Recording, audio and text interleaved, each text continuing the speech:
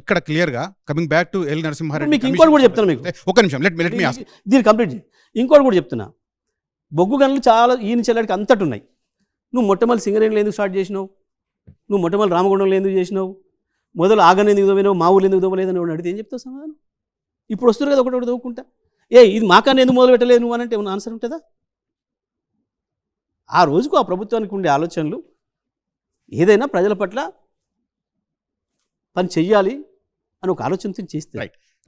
Commission ముందున్న మరో ప్రధానమైన ఇష్యూ, మీరు అన్నింటినీ కాంపిటేటివ్ బిడ్డింగ్ రూపంలో వెళ్లకుండా అన్ని నామినేషన్ మెథడ్లో వెళ్ళారు. విద్యుత్ లైన్ అయినా, తర్వాత ఈ 2 పవర్ ప్లాంట్లకు సంబంధించి అయినా, లేదంటే పీపీఏ విత్ ఛత్తీస్గఢ్ గవర్నమెంట్ అయినా, ఎందుకు కాంపిటేటివ్ బిడ్డింగ్ ఎంచుకోకుండా నామినేషన్ మెథడ్లో వెళ్లాల్సి వచ్చింది? ఎందుకు అంటే మేము పారదర్శకంగా ఉండాలి కాబట్టి. ప్రైవేట్ వాళ్ళకి ఇస్తే నిజం ఏం జరుగుతుందో మనకు తెలుసు. మీకు ఇంకోటి కూడా చెప్తే, ఇక దాంట్లో కూడా దాచిపెట్టుకునేది ఏం లేదు. మేము 800 మెగావాట్లు కొత్తగూడెం ఏదైతే BHELకి ఇచ్చినామో అదే సమయంలో ఆంధ్రప్రదేశ్లో కూడా 2 ప్రారంభం చేశారు. కానీ మాకంటే ఒకటేమో 800 కోట్లు ఎక్కువ, ఒకటేమో 1100 కోట్లు ఎక్కువ ప్రైవేట్ వాళ్ళకి ఇచ్చారు. టెండర్లలో ఇచ్చారు సేమ్ ప్లాంట్లు. అంటే ఎక్కడ అవినీతి జరిగినట్టు, ఎక్కడ మంచుకున్నట్టు.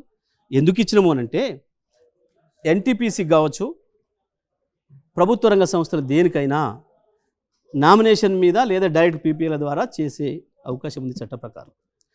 మీకే చెప్తున్నా, మీరు అన్నది వాస్తవం. ఇంకో మాట కూడా చెప్తా. సరే బయట చెప్తే గొప్ప అని అంటారు, ఇలా నమ్మటోడు నమ్ముతాడు, నమ్మడు వేరు. కానీ మోడీ ప్రైవేట్ టాక్స్లో మోడీ కేసీఆర్ గారిని 5 నిమిషాలు అభినందించాడు. కేసీఆర్, ఈ టైంలో నువ్వు మొత్తం ప్రభుత్వ రంగ సంస్థలకు ఇచ్చినావు, అవతల మీ కౌంటర్ పార్ట్లు అన్ని ప్రైవేట్ వాళ్ళకి ఇచ్చిండ్రు, అందులో ఏం జరిగిందో నాకు తెలుసు, నువ్వెందుకు ఇట్లా చేసినావు. ఇంకొకటి కూడా, కేసీఆర్ గారికి ఒక పిచ్చి నమ్మకం ప్రభుత్వ రంగ సంస్థలు బతికించాలి, ఉంచాలి. అంతకుముందు నుంచే పాలసీ. ఈ టైంలో BHELకి ఇవ్వడం అనేది అవసరం. ఏం జరిగింది?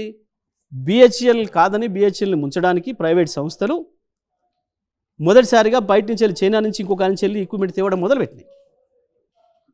మనం కనుక ఇవాళ ఇచ్చి ఉండకపోతే BHEL చచ్చిపోయేది ఇప్పటికి. వాస్తవానికి BHEL బతికిచ్చినాం. కేంద్ర ప్రభుత్వ రంగ సంస్థలు బతికించాలి తప్ప. సబ్ క్రిటికల్ టెక్నాలజీని BHEL నుంచి కొనుగోలు చేసిన విషయం గురించి అంటున్నారా? అన్ని అది సబ్ క్రిటికల్, సూపర్ క్రిటికల్ రెండానికే ఇచ్చినాం కదా. ఇక్కడ మీరు అంటే ఒక నిమిషం, లెట్ మీ కంప్లీట్ రోయిన్. మంచి ప్రశ్న వేసినాం, పోవాలి ప్రజలకి.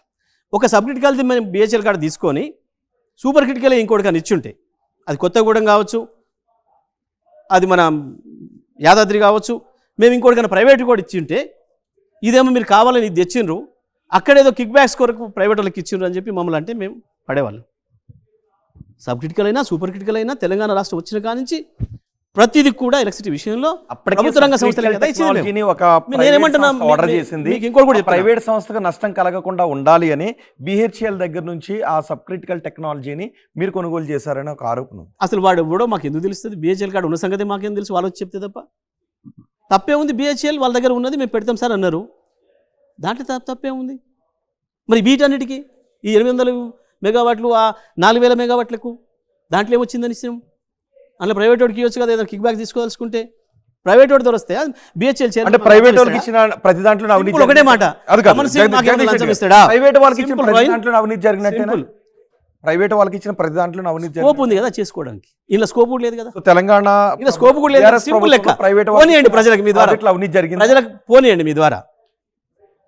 అక్కడ అవకాశం ఉంది కదా. సేమ్ నేను చెప్తున్నాను, నేను వేరే అనలే. సేమ్ నేను కొత్తగూడెంలో 800 మెగావాట్లు BHELకి నామినేషన్ మీద ఇచ్చినాడు. ఆంధ్రప్రదేశ్లో VTPSలో ఇంకొకటి 800 మెగావాట్లది, ఇంకొకటి కృష్ణపట్నం 800 మెగావాట్లు. ఈ 2 చోట్ల కూడా అదే టైంలో ఇచ్చిండ్రు. వాళ్ళు ఓపెన్ కాంపిటేటివ్ బిడ్డింగ్లో పోయినరు. మాకంటే VTPSదేమో 790 కోట్లు, కృష్ణపట్నందేమో 1100 కోట్లు ఎక్కువ ధరకి ఇచ్చిండ్రు. ఇందులో ఎవరు తప్పు చేసినట్టు, ఎవడు పైసలు ఎవడు పోయినట్టు? BHEL లంచం ఇస్తుందా? BHEL చైర్మన్ ఆయన జేబుల నుంచి పైసలు తీసి ఇంకొకరికి ఇస్తాడా? తీయొస్తుందా దాంట్లో నుంచి వెళ్ళి? రమణ్ సింగ్ మాకు లంచం ఇస్తాడా? PGCL చైర్మన్ కూడా లంచం ఇస్తాడా? అనుకన్నా ఏంటన్నట్టు ఇది? ఎక్కడ ఓ ప్రైవేట్ వాడికి ఉన్న ధర కంటే ఎక్కువ ఇచ్చి మీరు వానికి ఇచ్చిండ్రు, వానికి అట్టబెట్టిండ్రు అంటే దాంట్లో ఏదైనా అవకాశం ఉంది, ప్రజలు నమ్మడానికి అవకాశం ఉంది, మనం అనడానికి కూడా అవకాశం ఉంది. మేము ఇంత పారదర్శకంగా ప్రభుత్వ రంగ సంస్థలకి ఇస్తే దీంట్లో ఏందో తుమాలే కోడిగుడ్డు మీద ఈకలు వికాలే అని చిల్లర ప్రయత్నం చేసి ఇప్పుడు ఎల్లెలకల పడే పరిస్థితి వచ్చి ఈయనకి ఎందుకో మరి ఎక్కడుందో జస్టిస్ నరసింహారెడ్డి గారి కోపం సరిగా మేము మాట్లాడేగా ఇంటర్నల్ కానీ వారు ఎందుకో ఏదో సంథింగ్ ఏదో విషయంలో కేసీఆర్ గారితో వారికి ఏదో భేదాభిప్రాయం ఉంది. ఎందుకు మారిందో, వారికి పొలిటికల్ ఐడియాలజీ వల్ల మారిందో, ఇంకోటి మారిందో, మొత్తానికి ఆయన ముందే ప్రియాక్యుపై అయి ఉన్నాడు దీంట్లో. అది మనకు 11 తారీఖు సమావేశంతో బయటపడింది. ఆయన అది మాట్లాడకపోతే అది కూడా బయటపడేది కాదు, తెలిసేది కాదు మనకు. మేము కూడా నమ్మే ఉంది గొర్రెలాగా. మేము వాస్తవానికి మీరు అన్నట్లు ఆ పాయింట్ మీద మేము కోర్టు పోయి స్టే తేవచ్చు దాని మీద, కానీ మేము చేయదలుచుకోలే. విచారణ జరగాలని కోరుకున్నాం. తెలంగాణ బిడ్డగా తెలంగాణ పడ్డ కష్టాలు ఏందో, విద్యుత్ రంగంలో జరిగిన ఇబ్బందుల వల్ల ఎన్ని వేల మంది రైతులు చచ్చిపోయినరో ఒక రైతుగా ఆయన తెలుసు. ఆయనే స్వయంగా ఇబ్బంది పడ్డాడు, విద్యుత్ పట్ల వ్యవసాయం చేసేవాడు కాబట్టి, ఆయన కూడా రైతు కాబట్టి తప్పకుండా ఆయన కేసీఆర్ గారి పట్ల సింపథెటిక్ ఉంటాడు. మాకేం డబ్బా కొడుతున్నాడని మేము అనుకుని కొట్టాలని కూడా మేము ఆశించలే. ఉన్నది ఉన్నట్టు వాస్తవాలు మాత్రమే చెప్తాడు అని మేము నమ్మినాం పూర్తిగా ఆయన. కానీ ఇలా స్పష్టంగా బయటపడ్డాడు. కానీ జస్టిస్ నరసింహారెడ్డి తెలంగాణ అనుకూలవాది, మీకు తెలుసు 100%. ఉద్యమం టైంలో ఆయన ఏం చేశారన్నది. 100%. ఎందుకు ఇప్పుడు మీరు ఆయన మీద కొన్ని అనుమానాలు రేకెత్తిస్తూ ఆయన మీద మారాడు అంటారు? ఏం మారాడు అనుకుంటున్నారు? స్పష్టంగా నువ్వు న్యాయాధికారిగా, ఒక విచారణాధికారిగా చేయకూడని పని చేసి మీరు తీయండి ఒకసారి హిస్టరీ. మీరు మొత్తం భారతదేశంలో మొత్తం హిస్టరీ తీయండి. ఏ కమిషన్ అయినా ఎక్కడైనా ఈ రకంగా ప్రెస్ పెట్టి బయటికి మాట్లాడే సందర్భం, అది కూడా పూర్తి విచారణ పూర్తి కాకముందే, ఇది న్యాయం అవుతుందా? ఇది ఒక న్యాయాధికారి చేయాల్సిన పనేనా? ఒక కమిషన్ చేయాల్సిన పనేనా? ఎట్లా కరెక్ట్ అవుతుంది? సార్ జగదీష్ రెడ్డి గారు, చెప్పండి. కేసీఆర్ మార్క్ లేకుండా చేద్దామని ప్రభుత్వం ప్రయత్నిస్తుందా? ఎందుకంటే కాళేశ్వరం పైన విచారణ జరుగుతుంది, గొర్రెల స్కామ్ మీద విచారణ జరుగుతుంది, ఇప్పుడు విద్యుత్ కొనుగోలు, అంటే వరుసగా కేసులతో ఉక్కిరిబిక్కిరి చేయాలనుకుంటున్నారు బీఆర్ఎస్ని. కేసీఆర్ గారు మార్కు లేకుండా చేయాలనే ప్రయత్నం మరి ఈ రాష్ట్ర ముఖ్యమంత్రికి ఉంటే ఉండొచ్చు. ఎందుకనంటే కేసీఆర్ మార్కు లేకుండా చేయమంటే తెలంగాణ లేకుండా చేయడం. మరి వాళ్ళ పాత భాషకి ఇట్లా అప్పచెప్పి తెలంగాణ ఆంధ్రప్రదేశ్లో కలిపితే కనుక అప్పుడు కేసీఆర్ మార్కు పోతుంది తప్ప అప్పటిదాకా కేసీఆర్ మార్కు తీసేయడం ఈ ప్రపంచంలో ఎవరితో కూడా కాదు.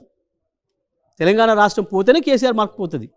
ఇక కేసీఆర్ మార్కు ఎట్లా తీస్తావు? నువ్వు తెలంగాణ రాష్ట్రం తీసుకుపోయి మళ్ళీ సమైక్యాంధ్రలో కలిపితే విలీనం చేస్తే అప్పుడు జరుగుతుంది. చేరేయండి వాళ్ళను, తెలంగాణ ప్రజలు చేసి. అసలైన తొలి వెలుగు. ఫాలో వాట్సాప్ @తొలి వెలుగు official.